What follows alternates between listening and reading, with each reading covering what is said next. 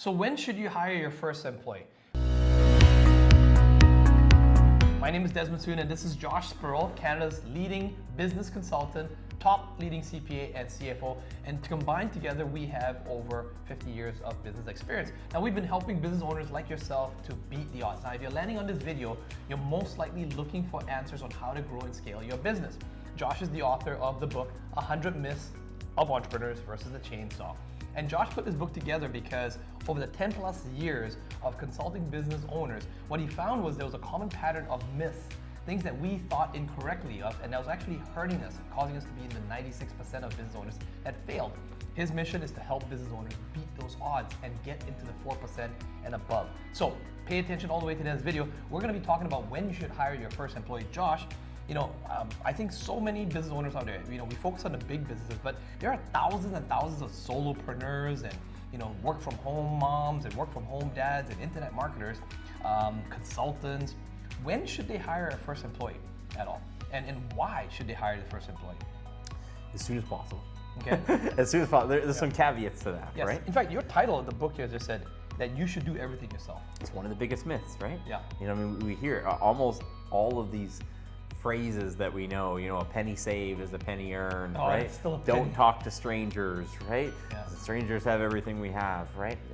And then if you want something done right, you have to do it yourself. Do it yourself, right? But then name me any good, big, great companies who have one employee. None. It's zero. The answer is zero, right? Yeah. And so we keep executing these dumb strategies over and over again just because they're reinforced by the large percentage of the population who doesn't know how to build a business, right? If you talk to experienced entrepreneurs and you tell them, hey, my business plan is to never hire anybody because it never works out. Right. That's just a limiting belief. Yeah. Experienced entrepreneurs know how to find people, train people, scale with people, right? Yes. It's when we walk through the 7 steps of building $1 million business, it's always, invest in a team, right? You have to think of investing in employees like you invest in equipment in your business, right? Yeah. You're investing in them because they're going to help you scale, right? And it can be a thankless job because people think that means find the perfect employee and they work out, right? And so what they do is they interview one person, hire one person, and wonder why that one person did not work out, right? Yeah. Well, that you didn't actually play the game. I mean, meet 800 people, hire 8 of them, right? Have one of them turn out that's really good and helps you scale. Like, I mean, this is the game, right? And people don't want to hear that number. They want to hear the hack, right? Yeah. And it's just, you got to have enough bullets in the chamber to hit that target because it's way the heck down the range, right? That's right, yeah. So, we have to know that we do have to hire people if we want to scale. If we want to build $1 million business, we want to build a resilient business, right? Yes. Most people don't realize that your business is either growing or it's dying. Yep. There is nothing in between. It is a lot harder to survive in business when you're really small. Yes. When you get bigger, I tell people, it's like telling me I want to go out and drive my unicycle through traffic. That's what I tell people. It's like, we got to make you at least big enough that you're like a pickup truck, that if you get rear-ended, you don't die, right? Like, we want to make it at least that size, right? Yeah. And so there's that certain size that we have to get to. So, first thing you have to do is get rid of that limiting behavior that if you want something done right, you have to do it yourself, right? Yeah. Because you're going to progress in your business grade. You're going to hire other people, some of whom are much better at the tasks that they're doing than you can be, right? Right.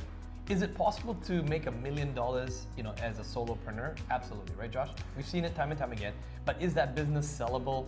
Does that business have any equity really to it? Not very much, right? Maybe a book of business might be with it, but aside from that, not much. Making $1 million, maybe. Yeah. Selling for $1 million, anything can happen. Yeah. You can win a lottery too. You can go buy a lottery ticket. That works. I can't disagree with that works. Yeah. It's just not very likely. What are the odds, right? Yeah. $1 million businesses generally don't have an employee of one, right? Who wants to buy that, right? That's right. Because I tell people, just think of it this way. Does your business have any goodwill? And just call it the alien abduction test. Yeah. If you got abducted by aliens tomorrow, would your business still send you checks every month? Right. If no, it's probably not worth anywhere what you think it's worth, right? Right. That's where you have to think about, actually building a team, right? Yes.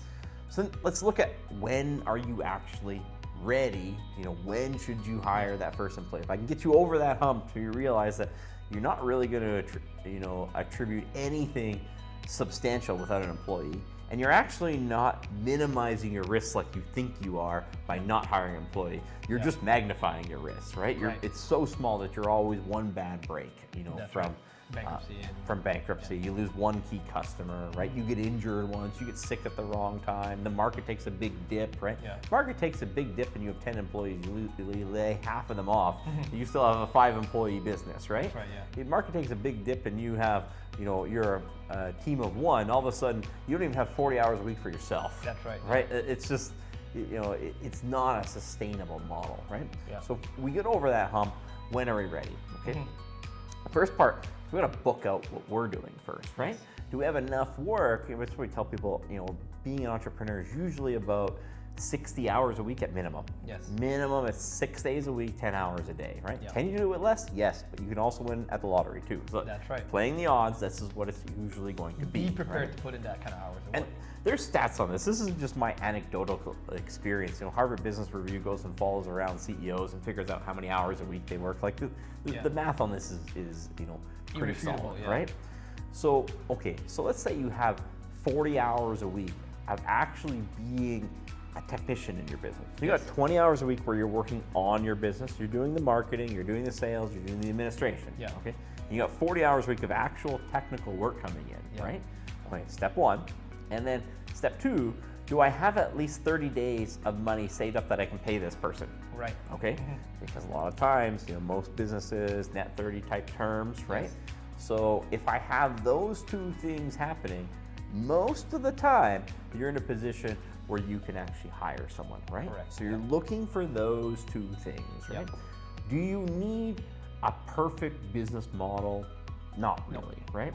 Do you need to have all of your marketing, your advertising initiatives straightened away? Not really. Not if you have those 2 things, right? Although marketing generally is more important than hiring. Correct. Right? Generally, we want a way to acquire customers at scale. A scalable marketing initiative usually outranks hiring someone, right? Which then justifies for you to be able to hire someone. You get the cash flow, you can hire someone, and also, when you have enough leads coming in, now you can delegate, which we cover in other videos, by the way. You can check out these other videos that we got up here or in the description below. Now, Josh, even in your book, you talk about, basically 54% of businesses have less than 5 employees in Canada. And you also talk about how they can actually get started by documenting what they do and how do they actually get it out there. So what would you say is the process for someone that's right now, they're still a one-person show? Should they get a VA first? Should they try to document what they're good at when they say onboard a new client? What is the process? What have you found to be successful? Writing systems and checklists. Okay. And so usually I call them, you're going to write checklists and templates. Okay. Think of it in terms of checklists and templates. Okay. The first checklist you generally need is, what do you have to ask a new customer? Right? Nothing happens till someone sells something. And your highest and best use is probably not answering the phones or replying to emails. Right? It's absurd. I sometimes I've talked to lawyers who have a $300 to $500 an hour skill, and they are convinced that they're the only person who can possibly answer the phones in their business. Right. Meanwhile, Denton's has 10,000 people answering the phones in their law firm who are not lawyers. Right. And they're trying to tell me it's impossible. Right. And so they're consistently just doing this lower level work. So start with your checklists and templates. The first one you usually need is, what do you do when you get a new customer? Okay. What's the onboarding process? How do you deliver, right? That's right. And think about that first employee. What you need in business, it's generally in small business, is people who they like variety, right? There's people who work for big businesses, they like that really regimented job description. Very specific, right? They like that 500-page operation manual, right? And that gives them comfort. And there's other people who just find that boring. They don't mind if one day they're answering the phones and the next day they're in the field and the next day they're helping fix the equipment, right? So look at that. What you're looking for is people who have worked in other small businesses or have family members who've owned businesses. Yes. Probably one of the best things you can do with your first hire, right? Yeah. Because you get to that point where you have that time for them to be, in the field, but what about when you need help with other tasks, right? Yeah. What about when you got to make your marketing content? You need someone to hold the phone, right? Yeah. I mean, the guy you hired might have been an electrician. You're going to tell him we're going to make a YouTube video today. Some guys will hate you, and some guys are like, that sounds interesting, let's do that, right? Yeah. These are the type of people you want on your team in the beginning because they're extraordinarily useful, right? Yeah. And so that way you can always kind of guarantee that you have work for them. So I would look for, do you have enough work that you are booked out 40 hours on the tools, whatever your tools are, whether that's an office role or whether it's a manufacturing job or whether that's maybe making YouTube videos, just like what we're doing here. Yeah, whatever that is. Do you have that, and do you have at least 30 days saved up, right? Yes. Because if you have a real business where 40 hours a week, that should pay for at least the wage and probably then some, right? Usually most things that we're pricing as a business, that we're pricing it as at least on a 2x, right?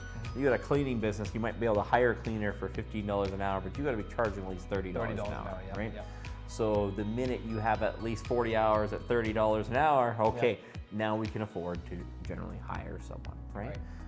We got to be mindful about what our personal expenses are. So that's one thing that we cover in the boot camp. Things that we show our clients is how your personal financials will come into this thing. But it's like, hey, so do we have 40 hours a week on the tools? Do we have a predictable way to acquire clients? We've got 30 days of wages saved up. Yeah. I mean, let's go. What are we waiting for here? Exactly. Right? Don't wait for all the traffic lights to be green before you start driving. That's right. Along the way.